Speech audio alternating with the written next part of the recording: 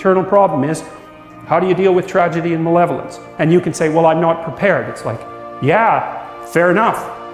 Unsurprising, especially if you were overprotected as a child. It's not a good idea to overprotect your kids because the snakes are going to come into the garden no matter what you do.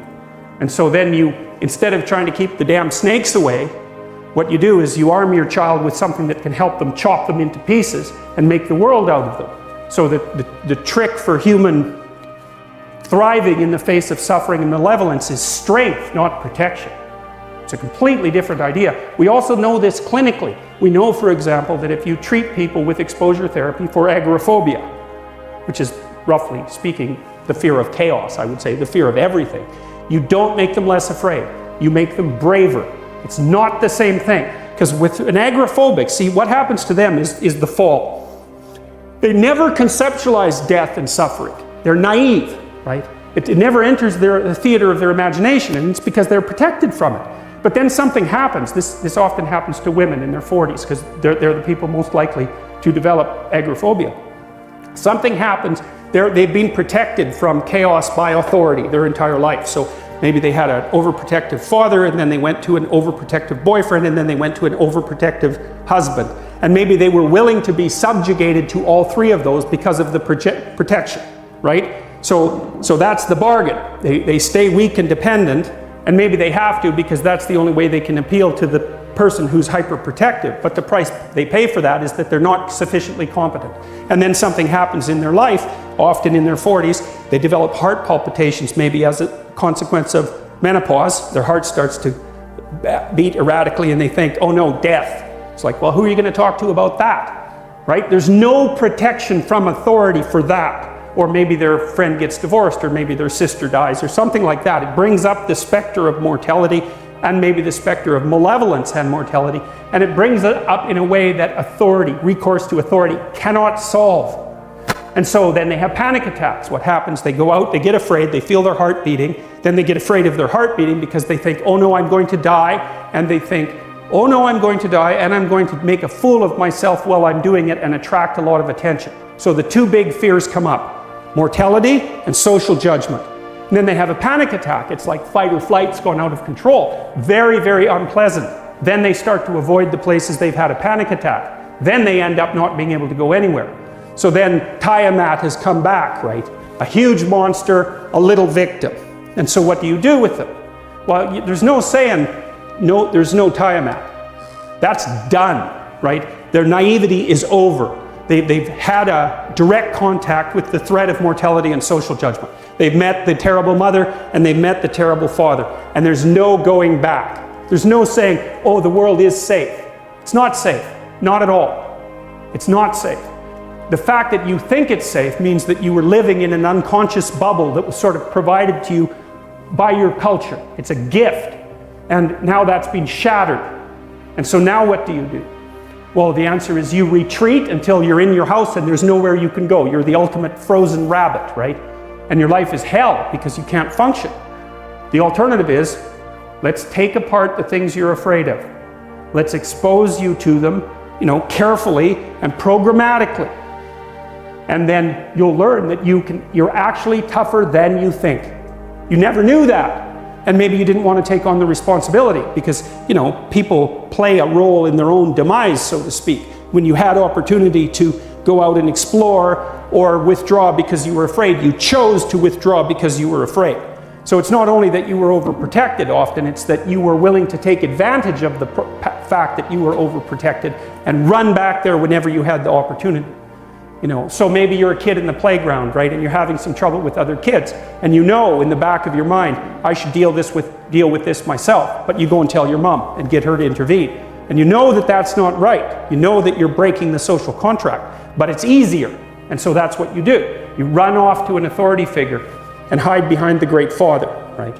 Roughly speaking. Well, the problem with that is you don't learn how to do it yourself. So then you have to relearn it painfully when you're 40. So then you take people out. You say, well, what are you afraid of? Rank it from 1 to 10. So 10 is, we'll make a list of 10 things you're afraid of. The thing you're least afraid of we'll call number 10. So we'll start with that. Okay, well, I'm afraid of elevators. Okay, well, let's look at a picture of an elevator. Let's have you imagine being in an elevator. Let's go out to an elevator and let you watch the terrible jaws of death open, because that's how you're responding to it symbolically, right? And you're going to do that at the closest proximity you can manage. You find out, you go do that, it works. You're nervous as hell, especially from an anticipatory perspective. Shaking. You go out, you stop, you watch it happen, and you actually calm down. You do that 10 times and it no longer bothers you. Well, what you've learned that you didn't die, but more importantly than that, you've learned that you could withstand the threat of death. That's what you've learned. And then you move a little closer, and then you move a little closer, and then you move a little closer, and finally you're back in what's no longer the elevator from a symbolic perspective. It's a tomb, right? It's a place of enclosure and isolation. And you learn, turns out I can withstand that. And then you're much more together, much more confident. And that's often one of the things that often happens in situations like that. I've seen this multiple times, is that if you run someone through an exposure training process like that and toughen them up, they'll often start standing up to people around them in a way they never did before, because they wouldn't stand up for themselves before, because they weren't willing to undermine the protection. See, if you're protecting me, I can't bother you, because I can't afford to forsake your protection. So if I'm going to play that game, I'm going to hide behind you, then I can't challenge you. So that's no good, because that's sometimes why people, you see this with guys very frequently, they're still deathly afraid of their father's judgment when they're in their 30s or 40s. It's like, well, why? No, because they still want to believe that there's someone out there that knows. And so they're willing to accept the subjugation, because it doesn't force them to challenge the idea that there's someone out there that knows. Because that's the advantage of having your father as a judge, right? Because he knows. Well, what if he doesn't? What if no one knows any better than you? Well, that's a rough thing. You don't, until you realize that, you're not an adult, right? That's really technically the point of realization of adulthood, is that no one actually knows what you should do more than you do. I mean, it's a horrible realization, because what the hell do you know? It's a terrible realization, and people will often pick slavery, permanent slavery, to the spirit of the Great Father, let's say, over that realization, and it's completely understandable. But the problem with it is that there's more to you than you think, and so if you continue to hide behind that figure, then you never have a chance to understand that there's more to you than you think, far more to you than you think. Maybe there's enough to you so that you can actually withstand the threat of mortality without collapsing. Maybe even withstand the threat of malevolence without collapsing. Who knows? It's certainly possible.